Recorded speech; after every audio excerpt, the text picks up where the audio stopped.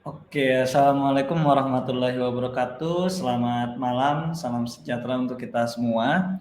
Kembali lagi di talk show rutin Edraflo dan seperti biasa di hari Kamis atau malam Jumat kita akan talk show bersama seorang vokalis gitu ya, penulis dan juga pelukis yaitu Mas C. Halo Mas C, selamat malam. Halo, selamat malam. Mas C, apa kabar Mas? Alhamdulillah stabil. Apa kabar juga? Alhamdulillah baik. Alhamdulillah Mas ya. Ye, terima kasih banyak ini Mas karena sudah mau tetap menjalankan talk show kita. Karena sebenarnya hari ini adalah tanggal merah, tapi Ya, kita tetap menjalankan talk show dan sekali lagi terima kasih Mas Ye karena sudah berkenan. Saya pengen tanya ke Mas C, kurang lebih selama 1 minggu ini kira-kira aktivitas apa saja yang mungkin sudah dijalankan yang mungkin berkaitan dengan dunia musik atau mungkin dunia penulisan, Mas? puji syukurnya kata pengantar sudah dibungkus dari seseorang. Nanti surprise, nggak saya mau bocorin siapa yang menuliskannya. Saya sedang mengumpulkan testimoni sekarang. Kata pengantar beres, thanks to juga sudah beres. Jadi sekarang saya mau minta para musisi untuk mengatakan sesuatu tentang buku saya. Lalu apa lagi ya, kalau musik, eee, soundtrack soundtrack untuk satu lagu soundtrack untuk buku, tinggal satu kali pertemuan lagi. Jadi itu, hari Sabtu besok itu pertemuannya, rekaman lagi untuk merampungkan, untuk menyempurnakan lagu, setelah itu selesai. Mudah-mudahan udah bisa bungkus lagu nih. Wow, amin amin amin. Semoga pertemuan Sabtu besok dilancarkan ya, Mas. Semua kemudian Amin amin amin. segera bungkus dan kita mungkin akan segera menyambut Benar, sebuah karya baru yang mungkin nanti akan lahir dari Mas C untuk amin. mengasah atau melatih pola pikir kita agar menjadi lebih kritis lagi. Amin Nah, amin. kaitannya dengan itu, tema kita pada malam hari ini adalah Mhm, mengasah idealisme di tengah gempuran algoritma. Ini sebenarnya adalah lanjutan gitu ya dari talk show pekan kemarin karena kita sudah mulai masuk ke era digital di mana memang era ini empati dan emosi itu sangat-sangat dilatih sekali. Nah, Mas C, di tengah tren media sosial yang sangat cepat berubah ini, bagaimana Mas C mendefinisikan idealisme bagi seorang seniman saat ini? Apakah idealisme masih memiliki ruang yang sama besarnya dengan saat era konvensional dulu? ya, kalau dulu era konvensional idealisme mungkin nggak terlalu, apa ya, kelihatan. Nah, sekarang walaupun ruangannya sempit, ruangannya kecil, tapi idealisme seseorang kelihatan gitu. Bagaimana apa sih sesuatu yang ideal buat saya gitu, bagaimana sebenarnya C cupu manik atau C punya idealismenya gitu. Itu kan sekarang kelihatan di suatu layar kecil gitu. Dulu pasarnya memang besar, konvensional tuh besar gitu, tapi sekarang di era, rezimnya scroll gitu kelihatan idealisme seseorang. Oh, jadi ini orang cuma berisik di sosmed doang nih. Oh, ini orang gitu. Meskipun harus dibuktikan di dalam pasar konvensional atau ruang yang nyata gitu. Jadi justru idealisme seseorang sekarang kelihatan gitu. Ada orang yang justru, eee, ujung-ujungnya adalah kita harus berusaha otentik gitu. Sekarang ginian, ada orang yang beropini di grup WhatsApp gitu ya, eee, pengen berusaha berusaha kritis gitu ya, tapi kelihatan banget gitu kata-katanya AI banget. Mungkin coba ngalamin ada orang-orang bahkan apa, orang-orang yang sudah lama di industri musik, orang-orang media gitu. Sayang banget jika berkata-kata ya bahasanya bahasa AI gitu. Walaupun itu nah, tapi kan jadi kelihatan. Kenapa kelihatannya? Tapi begitu ketemu langsung sama orangnya, ternyata ya tidak penuh dengan gagasan kalau ketemu asli orangnya gitu. Apalagi dalam suatu ruang diskusi ya, gitu. Jadi, kebayang sekarang idealisme berada di dalam ruang yang sempit gitu ya, di dalam ruang scroll, tapi justru kelihatan gitu.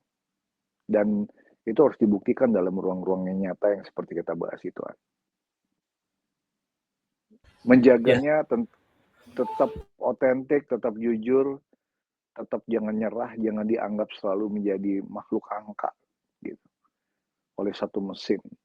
Dan itu harus kita buktikan. Ya, saya setuju banget ya. Kita juga minggu lalu sudah membahas bagaimana AI itu digunakan, dia hanya sebagai alat gitu, tapi bukan menjadi Cangkul, sebuah benar. penunjuk Alat arah, cangkul. karena akan sangat berbahaya. Betul. Karena di era media sosial sekarang, ya seseorang kalau menggunakan AI akan sangat kelihatan sehingga otentik itu akan Sangat. hilang. Mas C, seringkali algoritma media sosial ini memaksa kreator untuk mengikuti tren agar karyanya bisa viral gitu ya. Bagaimana cara Mas C menjaga agar lirik atau pesan dalam karya Mas C itu tetap jujur pada keresahan pribadi tanpa harus tunduk pada kemauan algoritma? Ya, jadi gini ya, saya untungnya sejak dulu bahkan bikin band aja tidak peduli dengan tren yang sedang terjadi gitu, untungnya begitu ya. Dunia lagi tren rock and roll, dunia sedang tren apapun gitu, musik-musik yang sedang bergulir, melodic punk atau lagi trennya apa nih sekarang nih gitu, garage gitu, atau enggak apalagi hip metal gitu. Ya saya kenyataannya untung sejak dahulu terlatih untuk tidak ngikuti tren. Apalagi sekarang gitu, ketika semua orang digiring-giring oleh isu ini, isu apa, isu ini. Oh kalau lo mau viral di sosial media lo harus ngomong ini. Lo kalau mau ini lagi rame ngomong ini nih. Coba lo bikin konten yang viral yang begini. Mesin sukanya yang begini gitu.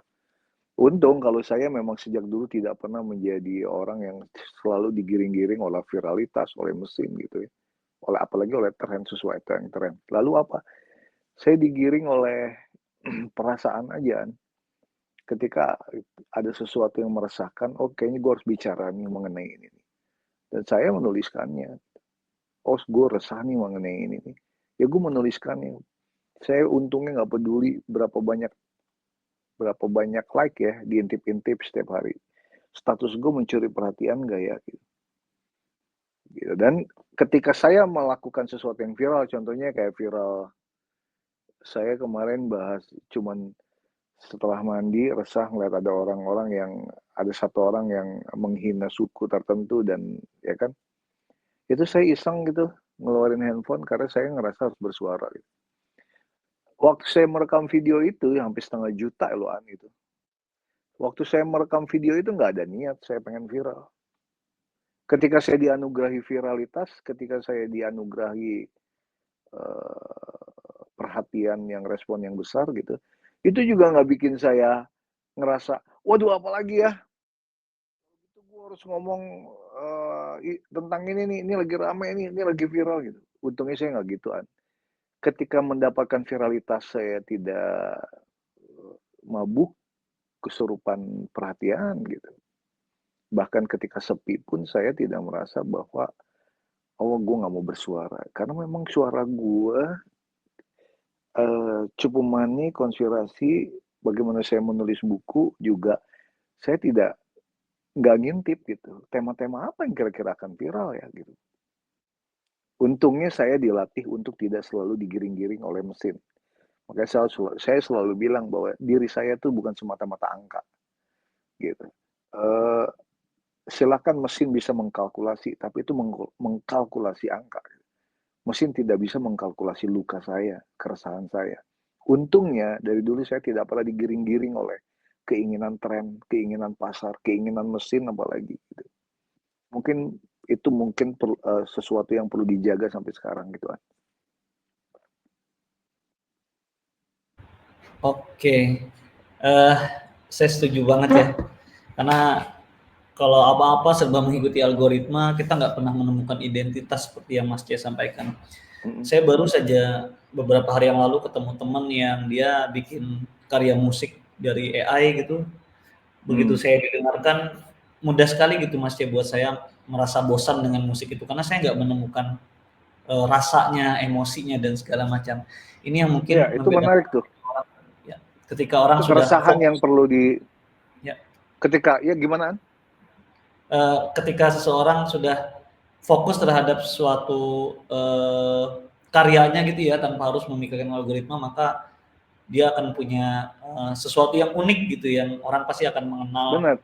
suaranya, musiknya, atau mungkin karyanya gitu. Ginilah, gini, kita udah sering berbicara. Saya sudah mengetahui karakter vokalnya Aan.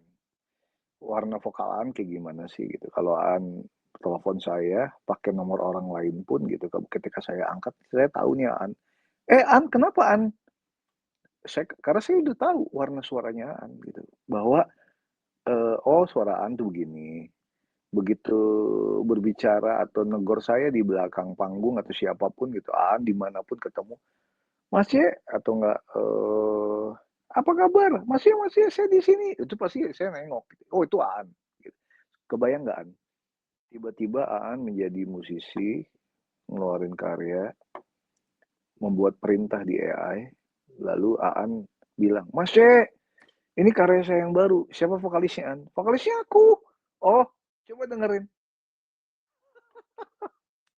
Tapi Aan sekarang ada orang-orang yang itu ketahuan bahwa itu bukan dirinya. Kebayang nggak? Semakin gila dan semakin tidak tahu dirinya orang-orang untuk menyatakan diri sebagai profesi tertentu gitu, yang sama sekali tidak bisa dipertanggungjawabkan. Aan dengan bangganya bilang ke saya, Mas J, akhirnya saya berusaha bikin lagu ini. Karena itu seperti tadi yang Aan bilang, kalau Aan bikin musik seadanya, ini adalah luka saya, ini ketidaksempurnaan saya Mas J. Saya dalam proses belajar, ada kecacatan nada di sana. Saya lebih menghargai daripada mengaku-ngaku satu karya yang sebenarnya bukan entitas dirinya. Dan sekarang itu terjadi, An. Tepat sekali An ngomong ada orang-orang yang memperdengarkan musik AI kepada An. Itu terjadi sekarang. Ya, benar banget ya. Uh, nah ini kan Masnya juga pernah mengibaratkan dulu ya bahwa karya itu sebagai sebuah tato yang abadi gitu ya Mas. Sedangkan konten kita di medsos mungkin, apalagi ditambah ada AI, itu hanya sebagai kembang api yang ya dia hanya akan cepat hilang gitu.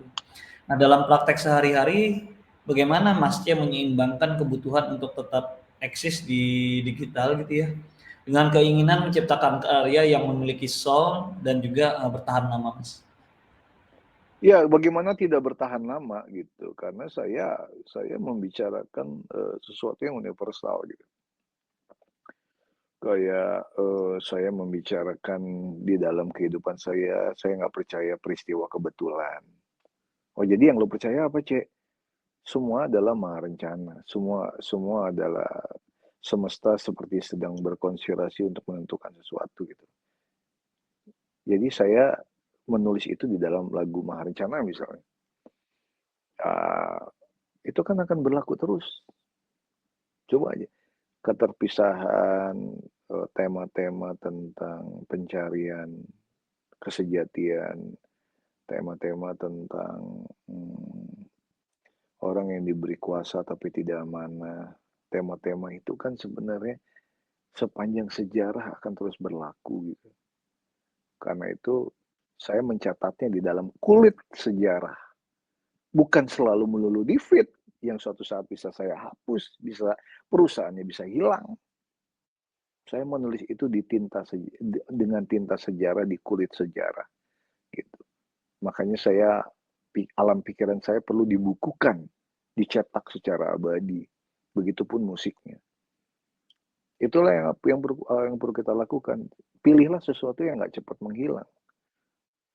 Seperti yang tadi Aan bilang, gitu. Seperti yang kita pernah bahas bahwa kembang api besar tapi cepat menghilang. Gitu. Dan berusahalah untuk mendengarkan kata hati, mendengarkan keresahan hati, dan mengetahui bahwa ini tema-tema universal begini harus diangkat dalam sebuah lagu. Kan Aan atau siapapun yang berkarya akan merasa bangga kalau ternyata apa-apa yang mereka tulis berlaku sampai puluhan tahun kemudian kan. Gila lo, Aan pernah nulis ini lo tahun sekian lo. Si C pernah nulis ini di lagunya. Si C pernah mengungkap keresahan ini di bukunya. Kan kalau itu masih terus berlaku, ada semacam, oh si Aan itu adalah pembaca zaman. Oh si C adalah pembaca peristiwa sejarah dia. Kan itu yang akan menjaga otentisitas kita gitu dalam berkarya. Dan ingat ya, tuliskanlah itu di dalam kulit sejarah, bukan hanya di feed, gitu. Gitu, An. Jaringan saya sedang error ya. Oh, Oh, oke. Masnya ini suara saya udah kedengeran lagi ya, kah? kedengeran, kedengeran. Maaf tadi mungkin nampaknya jaringan di saya Gak apa-apa. Perlu diulang?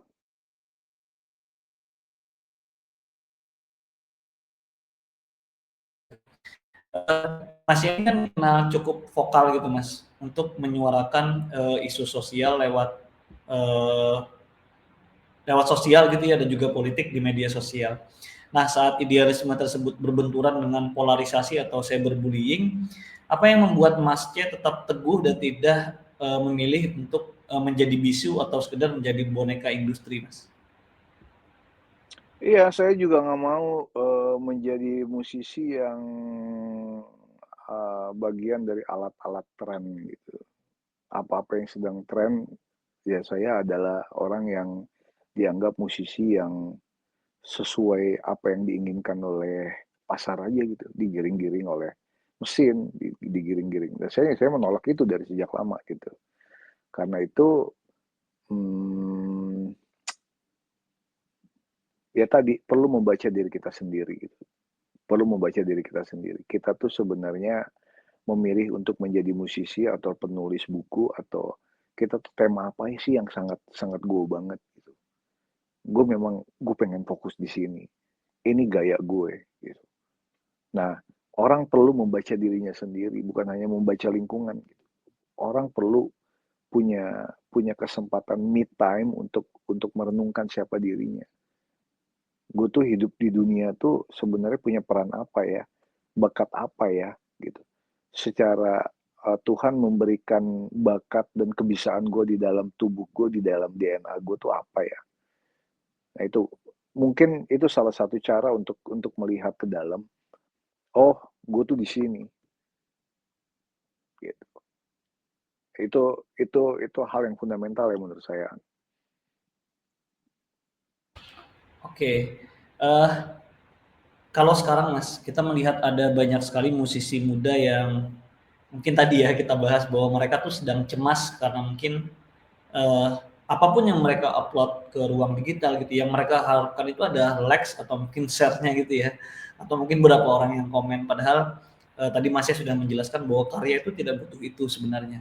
Nah, menurut pandangan Mas C, bagaimana cara melatih mental agar kita lebih mengejar kepuasan batin dalam berkarya atau mungkin otentisitas tadi ya, daripada sekedar mengejar validasi angka dari platform digital, Mas?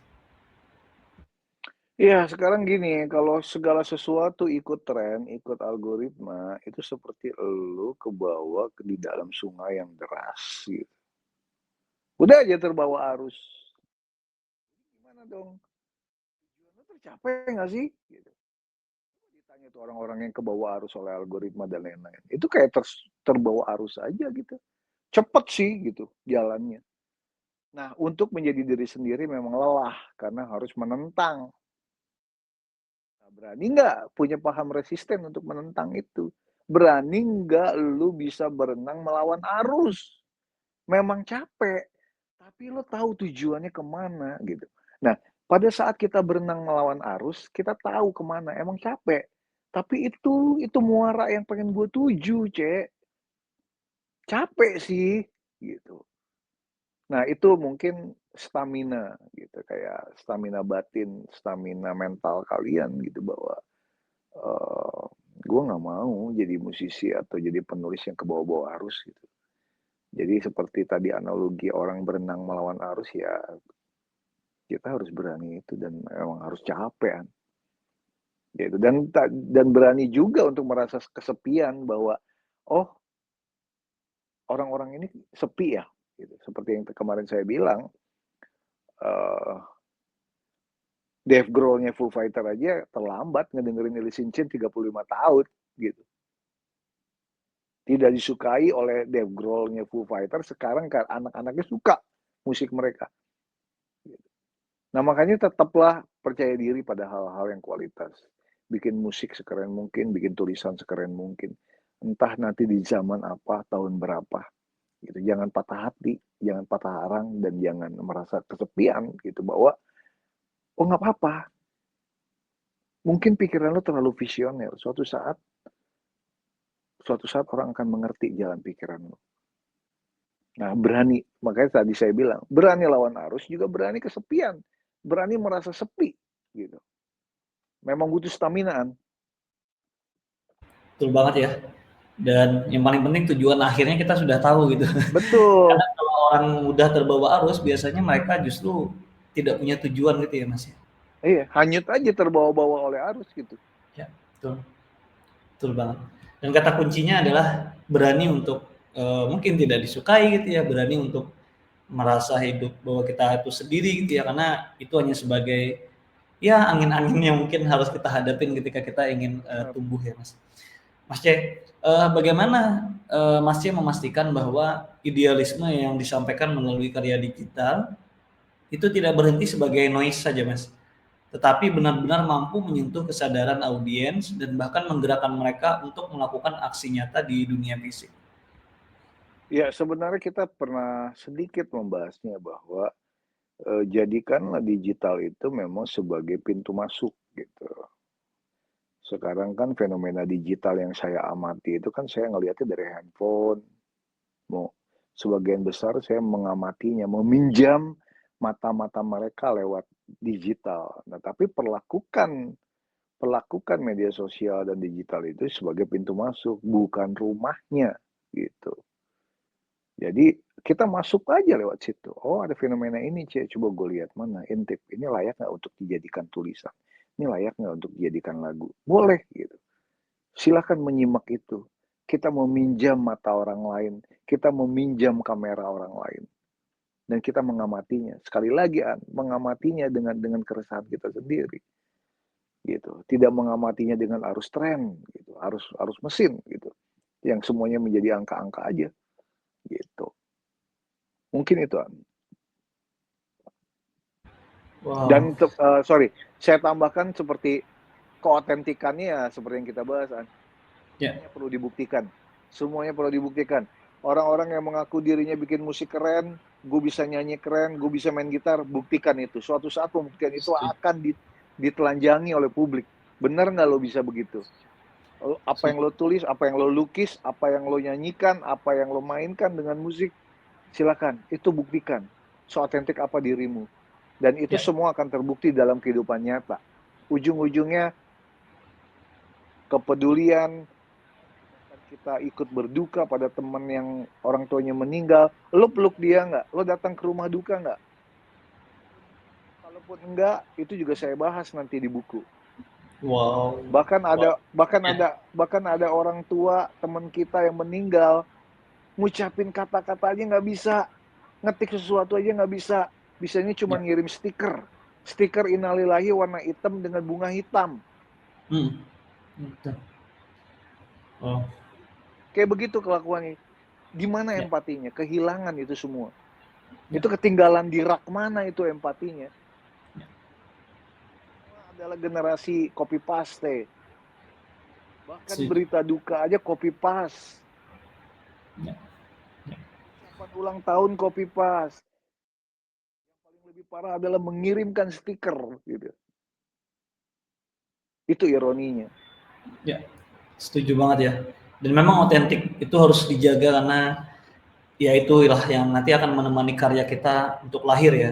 Apalagi Benar. sekarang seperti yang Mas C sampaikan, empati seseorang itu sudah mulai terkikis gitu, bahkan untuk Iya. hal-hal yang berkaitan dengan sesuatu yang sangat emosional saja sekarang mereka sudah kehilangan itu, mengirimkan Betul, betul. tulisan lewat stiker Kita mungkin ya. benar, kita sudah digantikan oleh selembar stiker. Ya, betul Mas, betul banget. Dan itu Ya, kenyataan gitu. ya.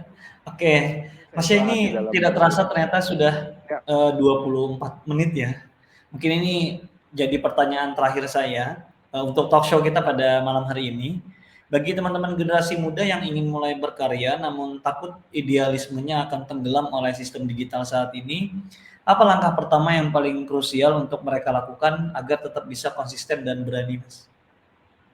Tadi pertama adalah stamina gitu, seperti kataan berani dibenci, berani tidak disukai, berani melawan arus, berani berenang melawan arus, punya stamina mental untuk tidak merasa sepi, nggak perlu lagi mengemis-ngemis like atau share dan lain-lain.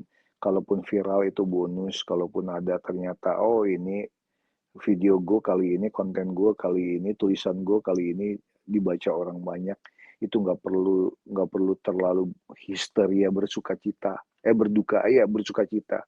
Kalaupun kesepian tidak perlu terlalu berduka cita gitu. Jadi sekali lagi jangan pernah digiring-giring kita menjadi data dan angka. Gitu. Kita bukan makhluk yang gampang dikalkulasi oleh mesin gitu. Jadi seperti yang pernah saya bilang, beranilah untuk tidak melulu relevan dengan algoritma. Justru lawanlah itu. Jadilah anomali. Jadilah anomali. Orang-orang yang berbeda, orang-orang yang justru mendapatkan diferensiasi di antara kerumunan. Gitu. Ya, gimana lo mau diingat orang? Bagaimana lo mau dianggap orang berkarakter dan berbeda? Gimana diferensiasinya? Karena apa yang lo lakukan adalah pasrah, disuapin oleh mesin. Gitu. Lo termasuk orang yang terus-terusan menjadi tren, terbawa arus oleh mesin, keinginan mesin. Bagaimana lo akan menjadi berbeda di situ? Gitu. Jadi sekali lagi itu melelahkan, tapi kalian sudah mulai mencatat otentisitas kalian di kulit sejarah, bukan hanya di feed. Gitu. Oke, setuju banget ya. Bahwa otentitas kita, apa yang ada pada diri kita, keberanian kita dalam melawan perbedaan atau mungkin arus di ruang digital tadi, itulah mungkin yang akan menjadi modal utama kita dalam berkarya di ruang digital saat ini. Karena memang mengikuti algoritma kita pasti akan terbawa arus, tapi kalau kita punya tujuan, kita menjaga otentisitas kita tadi, maka karya itu akan bisa bertahan dan orang pasti akan mengenal kita dengan ciri khas kita tersebut. Sekali lagi terima kasih banyak Mas Ye, terima kasih banyak buat rekan semua yang sudah menonton. Kita doakan hari Sabtu besok Mas Ye lancar untuk rekaman finalnya. Iya, rekaman final. Yang karya ini akan lahir juga menemani karya yang sudah hampir selesai ya Mas Ye ya. Dan dua karya besar ini kita harapkan semoga nanti bisa menemani kita semua dalam membaca pemikiran Mas Ye yang mungkin akan tertuang dalam sebuah buku yang pastinya sampai kapanpun itu akan menjadi sebuah karya yang tercatat, hadir, dan selalu teringat oleh orang lain. Terima kasih juga Aan. Ya.